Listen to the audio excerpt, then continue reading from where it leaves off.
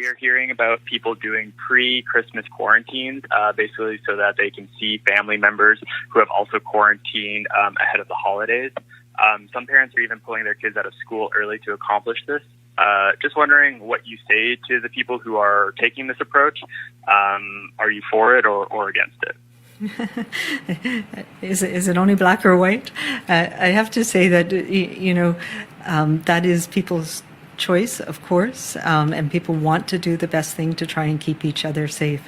But we have seen in other places where people have tried to do this that it is not foolproof, and there are challenges. Not everybody understands the same meaning of quarantine and takes the same precautions, and you may be at risk.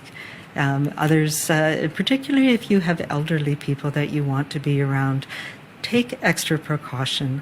If you do feel like you're doing this and you want to be with elderly parents or grandparents, particularly if somebody's alone and you want to be with them at this holiday season, then make sure you keep your distances. Wear masks when you're close together.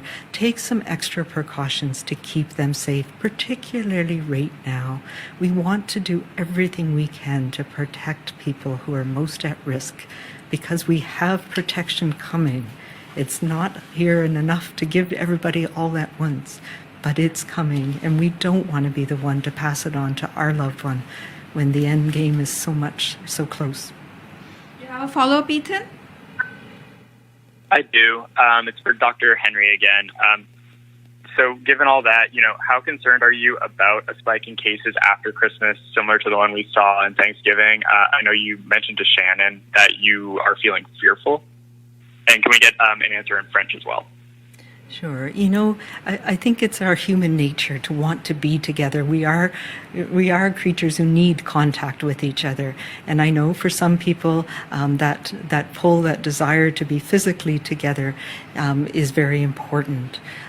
But I want to reiterate, now is dangerous. There is no safe gatherings. This virus doesn't recognize that you've been apart for so long that you really need to see somebody. This virus passes between people. So we pick up the risk from where we've been and we take it to where we go.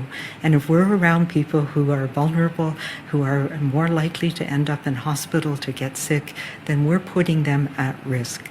So we need to step back, stay with our households, stay small, make sure we're not the ones that are inadvertently bringing this into our community or to people that we care the most about.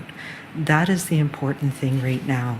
And if we all take these measures and pay attention to that, we can avoid that post-holiday peak that we've seen in many other places, that we're seeing in the United States. We are this close right now.